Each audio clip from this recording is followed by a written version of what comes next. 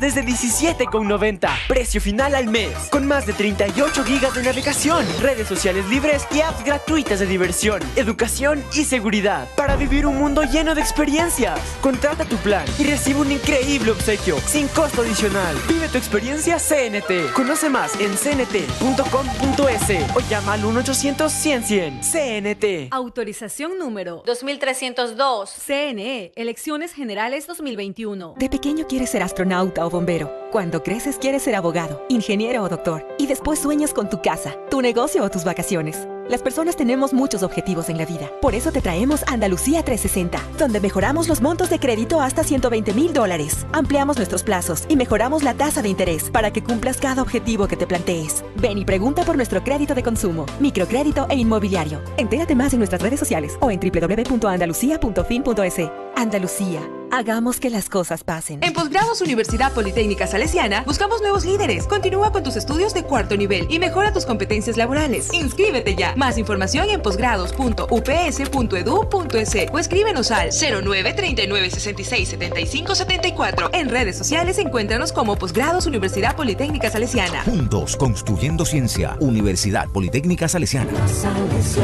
Una decisión con visión. Fin de espacio promocional y publicitario. Aportamos contexto a las noticias. Analizamos a fondo la realidad. Usted ve y escucha. La revista de Opinión Democracia. Periodismo de verdad.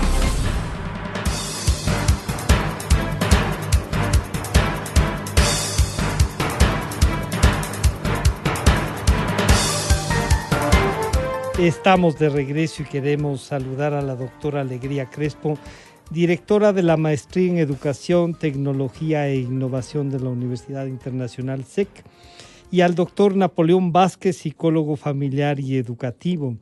A los dos les queremos plantear, con Alegría hemos conversado ya sobre el tema de lo presencial, y claro, la opción esta, le escuchábamos al señor teniente coronel del COE, al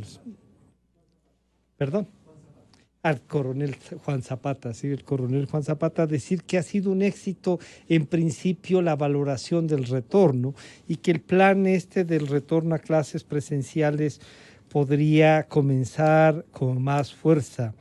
Alegría, bienvenida, buenos días, gracias por atendernos.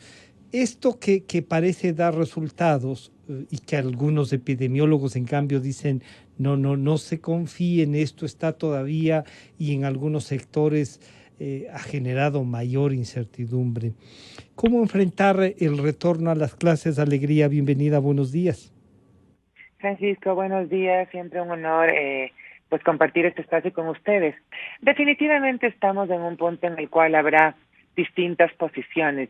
Yo, de hecho, estaba muy reacia hace un par de meses, decía, qué miedo arriesgar a nuestros niños, arriesgar a nuestros jóvenes, pero realmente, una vez más, me doy cuenta que la base de todo miedo es el desconocimiento. Y he estado leyendo, pues, justamente en un panel muy interesante. UNICEF ha hecho estudios súper importantes al respecto.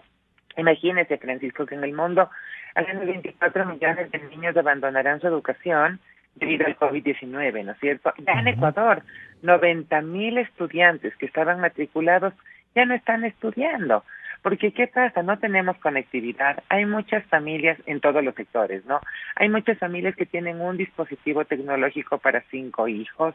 Y esto está afectando a que 6 de cada 10 estudiantes sientan que no aprenden. Esto repercute significativamente en el aspecto socioemocional, en el aspecto psicológico de los chicos.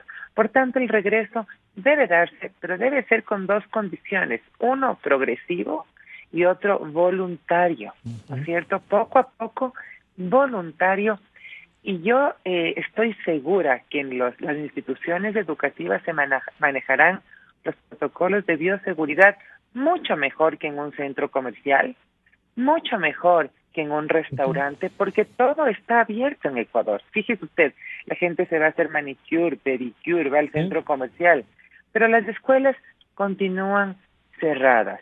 Después de un año de esto, pues ya se están comenzando a ver los estragos en los estudiantes y simplemente es momento de ya hacer un plan de retorno progresivo y voluntario. Y entonces, claro, ahí saludar nuevamente al señor doctor Napoleón Vázquez.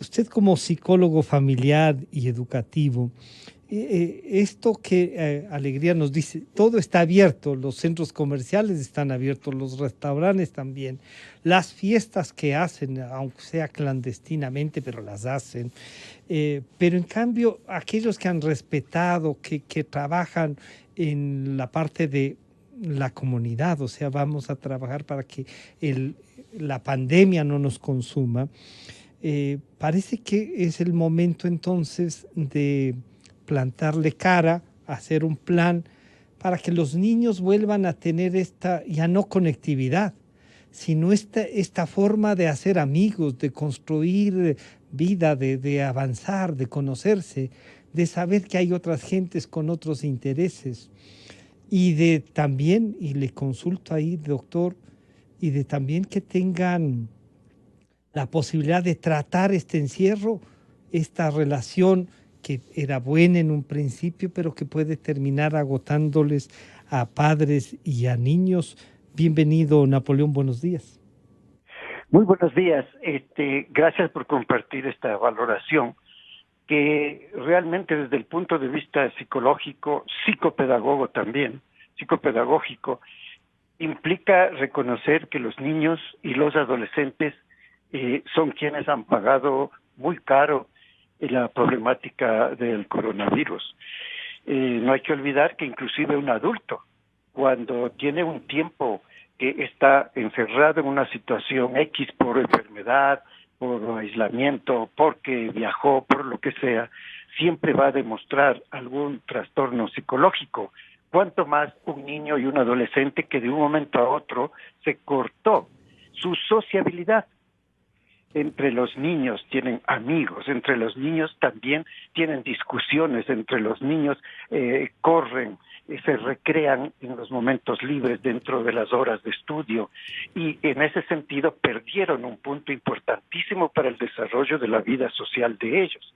Pero no solo eso, definitivamente cuando hay un cambio que implica desde la enseñanza pedagógica presencial hacia lo que es enfrentarse a una pantalla, situación que implica el avance tecnológico en el mundo y que no tenemos que despreciar. Sin embargo, cualquier cambio que se da en la vida del ser humano, niño, joven, adulto, debe tener cierto grado de preparación. Tenemos comprobaciones diarias en el sentido de que cuando viene una situación que cambia muy radicalmente, también hay resultados negativos en el mundo emocional del ser humano, cuanto más de un niño y adolescente. Estamos atendiendo a varios casos de niños y jóvenes también, que no solamente es cuestión de haber perdido la sociabilidad, que han ido desarrollando poco a poco áreas de ansiedad y muchos con depresión, niños de 6, 7, 8, 9 años en área depresiva. Entonces, estas cosas en realidad hacen pensar mucho sobre no solamente que demos gracias porque estamos con vida, porque todavía no hemos tenido el contagio, sino que de alguna manera estamos con los niños y los adolescentes viendo cómo se da el resultado emocional de ellos y qué va a pasar a futuro. Por eso, completamente de acuerdo en que deben regresar, completamente de acuerdo, porque es el mundo de ellos, el niño, el adolescente, en la escuela, en el colegio, pero debemos tener mucho cuidado. La UNICEF ya nos anticipó, mucho cuidado en que están listas las áreas de que estén vacunados todo el personal docente que va a atender a estos niños y adolescentes. ¿Quién está asegurando esto? ¿Quién puede garantizar? Están en realidad preparando para que tengan los elementos de la bioseguridad cada niño el momento que entra y sale de su escuela. Entonces, claro, pero ahí, doctor Vázquez, ha habido también una reflexión. O sea, parecería que la necesidad urgente de conectarse, de tener esta sociabilidad, como usted dice, y la necesidad urgente de atender a que no se aumente este número que Alegría nos recuerda de 90,000 niños ya fuera de las escuelas, porque no tienen espacios, porque es indispensable que les guíen los maestros, y que esa pedagogía, como usted nos dice, no es la suficiente. Deben tener un encuentro. Las escuelas sí pueden ser mejores que los centros comerciales, como nos dice Alegría, doctor Vázquez. Sí, completamente de acuerdo. No es, ya no es hora de tenerles ya encerrados en la casa y con la pantalla al frente. Tenemos casos también de una problemática seria en cuanto a salud, aversión a las clases virtuales. Hay muchos casos, pero no son 2, 3, son muchísimos casos donde el papá o la mamá debe estar junto al niño y frente a la pantalla. Y el niño, a pesar de que puede recibir amonestación, disciplina y todo, no le importa. Ya se cansó. Realmente quien está atendiendo la clase es mamá, papá, el tío, la abuelita o alguien, e inclusive le ayudan con la tarea. Y no es un caso muy individual, es un caso colectivo. No podemos generalizar, pero sí es, un caso colectivo, y en ese aspecto no están en realidad aprendiendo nada. El número que se detecta y manifestó la doctora supera. Ese es un estudio muy respetuoso el que mencionó la doctora, pero supera en realidad el número concreto que en realidad están sin aprender nada. Claro. Es necesario el regreso. Es indispensable, entonces. Sí, pero sí. Con estas otras condiciones que ustedes han dicho. Permítame ir donde Alegría, porque claro, la doctora Crespo nos decía, yo era contraria al retorno, pero hay otras y hay que sopesar. Esa es la ventaja de ustedes que estudian, que hacen el seguimiento. Me decían, si hay 90,000 niños, no pueden creer la cantidad de adolescentes en los colegios que están en el básico y de los otros que también han perdido. ¿Cómo? Entonces esto hay que enfrentar. Aquello de que quién garantiza las vacunas parece que no es muy fácil. Los estados tienen dificultades. Pero contando con eso hay que trabajar, Alegría. Por supuesto, Francisco, por supuesto. Y mis cordiales saludos al doctor Napoleón también, a quien he escuchado con atención. A ver, no tenemos el escenario ideal. ¿Cuál sería el escenario ideal? Que estemos todos vacunados, sobre todo docentes, ¿no es cierto?, médicos y por supuesto estudiantes. Sin embargo, el Estado debe garantizar eso, pero en un año de elecciones, además, realmente nos ha tocado vivir varias situaciones adversas en poco tiempo. Entonces, sí considero pues que el riesgo de mantener las escuelas cerradas es demasiado alto. Y los niños en mayor situación de vulnerabilidad son los más afectados. No reciben su almuerzo escolar, ¿no es cierto?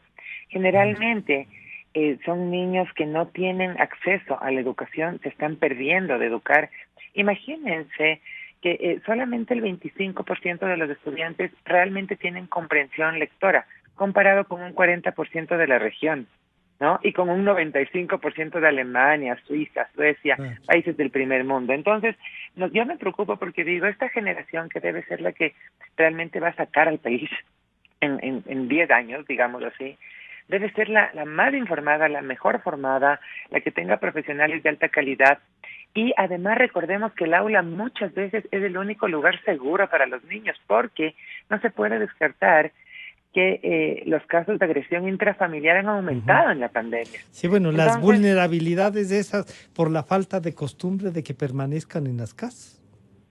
Exactamente. Ahora, como decía el doctor, también se han generado distintos síndromes. Justamente escribió mi último artículo para la revista Vistazos sobre el síndrome de la cabaña, que ya existía porque se da con personas con enfermedades largas o en inviernos muy largos o personas privadas de la libertad. Y es un síndrome que lo que hace es, se recopila, digamos, síntomas de ansiedad, angustia, fobias al salir a la calle. Todos nos sentimos más seguros en el útero materno, que de alguna manera se puede comparar con nuestra casa. Entonces, sí podemos ver casos de mucha gente súper ansiosa que sale al supermercado pero regresa rapidísimo.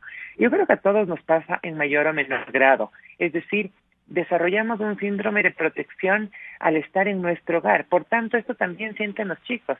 Por eso el cambio debe ser preparado y paulatino. Es decir, poco a poco vas a tener que ya ir reinsertándote a tu institución educativa.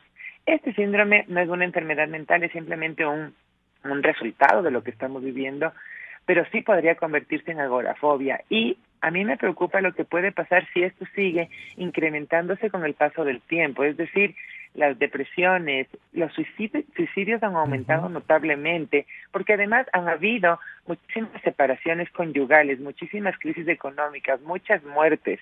Entonces, todos estos factores hacen que en este momento estemos alerta, ¿no es cierto? Cuando uno se cae no siente el dolor, pero pasa un tiempo y siente ese dolor del golpe. Claro, eso nos está pasando ahorita. Si hay derrames, si hay algunas cosas, ¿no? Exacto, ahorita estamos recién caídos, no sentimos el dolor real. Y tenemos que levantarnos entonces. Y tenemos que levantarnos, Francisco, definitivamente. Y ahí, doctor Vázquez, sería la idea es hacer un plan de retorno.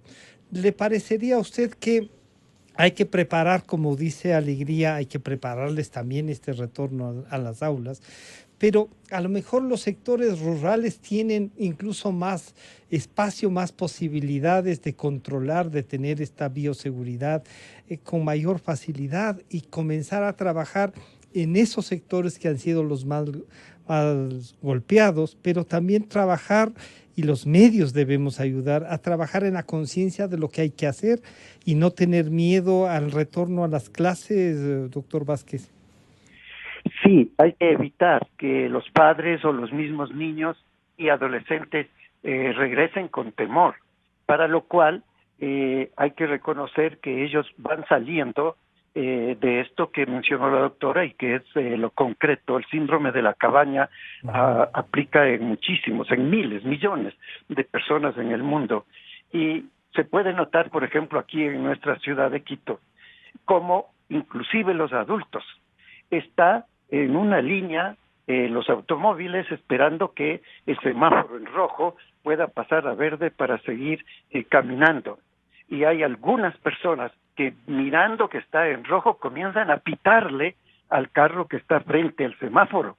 Eso implica una ansiedad, eso implica una problemática que siendo adulto no puede controlar, cuanto más un niño y un adolescente. Tenemos muchísimos ejemplos. Estamos conversando con un grupo de profesionales, colegas, tratando de hacer un estudio, y se detecta que el problema de la sobrecarga de energía de un niño y un adolescente implica que haya una disciplina mucho más alta de lo que era cuando salían a clases, que están jugando en su recreo, por lo menos, que el docente está controlando, que no hayan excesos, que no hayan discusiones muy altas entre ellos. Son situaciones que implican nuevamente la sociabilidad infantil, la sociabilidad del adolescente. Hay otro factor que se está detectando en estos días, que es justo con los adolescentes, el desarrollo del cutting, es decir, se cortan niñas y niños de 12, 14, 15, 16 años para poder contrarrestar esa ansiedad de estar encerrados. Y ya no porque mamá dice no deben salir, ya no quiero yo salir, no quiero, ya estoy contento aquí con mis videos, con mi celular, con el individualismo también les toma. Tecnológico, exactamente. Entonces esto hace que cuando salen, porque de repente ya le están llevando unos momentitos a un parque o algo, ya no puede sociabilizar como antes. No hay que caotizar, no hay que satanizar, pero es la realidad. Y tenemos que volver siempre en un proceso psicológico y también psicopedagógico. Nunca se puede esperar un cambio radical, porque además no es bueno, porque puede ser que la persona responda a un apoyo psicológico, psicopedagógico y cambie rápido, pero no es muy seguro siempre debe haber un proceso, como en todas las cosas de la vida, un proceso en donde poco a poco vaya regresando a la normalidad, tanto el niño como el adolescente. Yo insisto respetuosamente una vez más en el hecho de que se debe paralelamente a este pedido que hacemos los profesionales, que inclusive estamos incluidos en ayudar y atender a niños y adolescentes, en que se abran las escuelas paulatinamente, progresivamente, pero que tengan también preparado lo que más se pueda en cuanto a la defensa de la salud, que se aplique la bioseguridad con verdadera responsabilidad, porque también vamos a tener algún otro problema como efecto de este regreso, y es normal, es normal. Claro. El mismo hecho de que se vuelvan a encontrar y de tener la autoridad presente, como usted nos ha dicho, están controlados, van a volver a conocer límites que en las casas a lo mejor no lo tienen, o que son más drásticos en algunas casas, y ha habido estas agresiones, ¿no? Esta intolerancia incluso. En esta última reflexión, y pedirles entonces, además de que Alegría nos tiene algún dato especial de la universidad, pero sí pedirles entonces, la autoridad debe tener un proyecto. ¿Cuánto será progresivo? ¿Qué grados deberían ser en las escuelas? ¿Y qué grados también, o qué cursos en los colegios? Las universidades, de alguna manera, creo que en algunas materias ya están funcionando con lo presencial. ¿Cuáles serían las recomendaciones principales para este retorno que suena indispensable, no solo por lo que se ve, sino incluso, diría, con más fuerza por lo que ustedes nos han dicho, Alegría? Francisco, definitivamente creo que, bueno, de lo que tengo entendido, ya hay ciertas instituciones educativas que están regresando progresivamente, muy despacio, digamos así, con 3 estudiantes por aula, es decir, ya dándoles la experiencia a los niños y adolescentes de pisar el colegio, pisar la escuela, y esto causa una sensación de alegría y de explosividad absoluta, porque no nos damos cuenta cuánto extrañamos algo hasta que volvemos a eso, que volvemos a esa persona, que volvemos a ese lugar, por un lado. Así que no, yo creo que el Estado ahora además que está con una transición, porque ya mismo pues se cambian todos los funcionarios, pues, pero creo que la ministra Kramer debe dejar este plan ya implementado para darnos una consigna a todos los educadores de poder volver progresivamente, con tiempos, con estipulaciones, ¿no es cierto?, con plazos, con aforos que puedan ser sustentados y sean seguros, por un lado. Pero yo no quería dejar de decir solo, 2 cosas. Uno, según evidencia recogida por un estudio realizado en 191 países, no existe correlación entre el cierre o apertura de las escuelas y las tasas de contagio, que nos parecería irreal o increíble. Pero ¿qué pasa? Todos los profesores, todos los padres de familia, todos los estudiantes salen y tienen actividades de todas maneras, ¿no es cierto?, y el trabajo presencial no expone al personal educativo a un mayor riesgo en comparación a las actividades que realizan fuera de casa. Es decir, esa profesora, ese profesor salen fuera de casa de todas maneras al supermercado, a distintas actividades. Tenemos que tratar de comprender que se ha estudiado, pues, de todas maneras, como usted bien dice, ¿no es cierto? Hay dos casos, los epidemiólogos también pueden decir, este es el foco de contagio, pero ¿qué pasa? Si usted sale a la calle o va a la bahía en Guayaquil, eso está lleno de gente, o al mercado Santa Clara en Quito. Entonces, realmente eso por un lado. Y por otro lado, no sé si sea el momento de poder invitar a aquellas personas interesadas en educación y en mantenernos actualizando. Los educadores y los médicos, yo creo que ahora los comunicadores, la mayoría de profesiones estamos en una transformación digital, pero tenemos que actualizarnos, y en la Universidad Internacional SEC tenemos la maestría en Educación, Tecnología e Innovación dirigida por mí, la comenzamos el 5 de abril, así que las órdenes pueden entrar a la página web de la Universidad Internacional SEC para mayor información. Y es para todas las profesiones, por lo que veo, ¿no? Sí. Realmente, además, hay arquitectos, hay ingenieros, hay médicos que son profesores universitarios sobre todo, y que esta maestría pues es en 2 semestres, es en modalidad online. Realmente digamos, con horarios muy cómodos para adaptarse a la vida laboral del profesional que quiere hacer esta maestría. Entonces, yo creo para que irnos también adecuando, ¿no? En Exacto. eso, claro. Así que bienvenido. Claro, doctor Vázquez, entonces este retorno, esta posibilidad de también, ¿no? De que los mayores puedan capacitarse para enfrentar los retos tecnológicos, pero usted nos decía, además de lo que ya nos ha recordado que hay que ponerlo en consideración para el retorno, ¿qué más nos recomendaría y qué nos recomienda a las familias para hacer? Para que no sea solo el Estado o las instituciones privadas, sino también cómo nos preparamos para ese retorno, doctor Vázquez.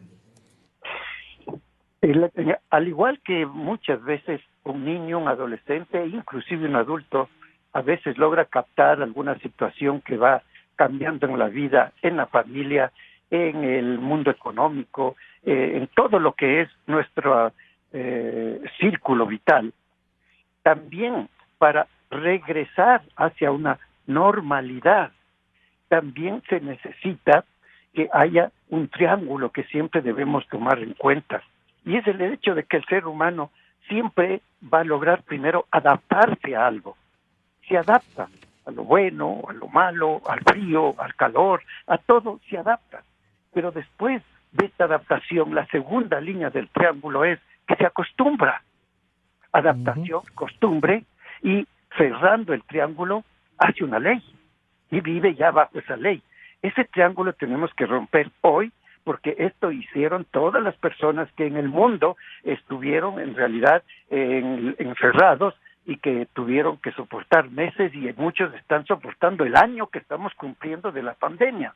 De tal manera que si logramos despacio y rompiendo, así como entró el problema del triángulo, que la primera línea era la adaptación, después asoma la segunda, que es la costumbre, y luego se hace una ley, igual tenemos que hacer para diluir ese triángulo, salir del triángulo. Primero, volver a adaptarnos a un mundo normal, de seguir luchando, seguir estudiando los niños, los jóvenes, seguir enfrentando la situación de la vida, pero no olvidemos que inclusive el regreso a clases de niños y adolescentes va a dar la opción de un grado más de avance en el área económica del país, no solamente de una ciudad.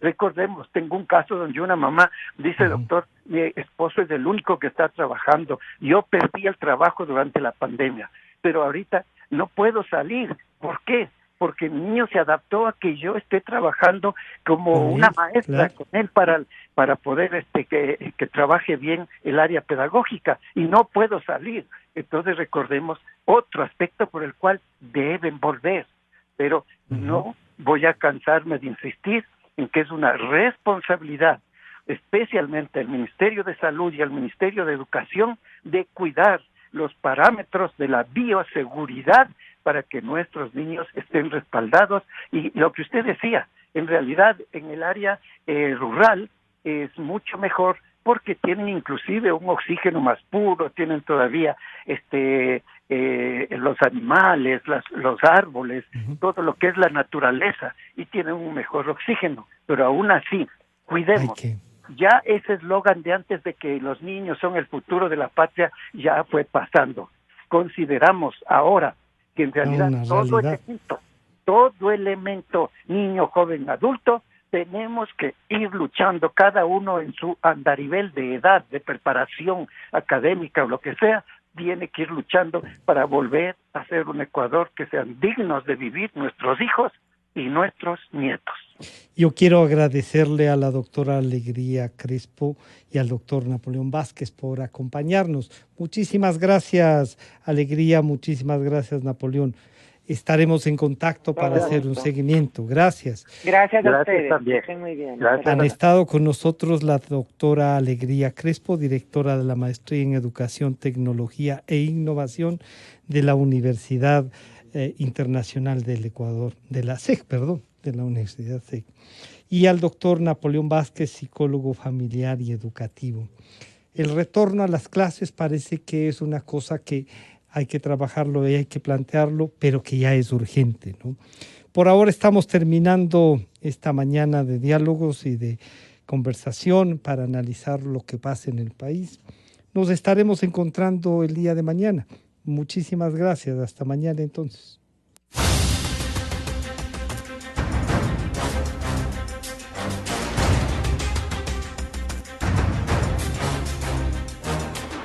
La revista de Opinión Democracia agradece a las siguientes marcas. Inicio de espacio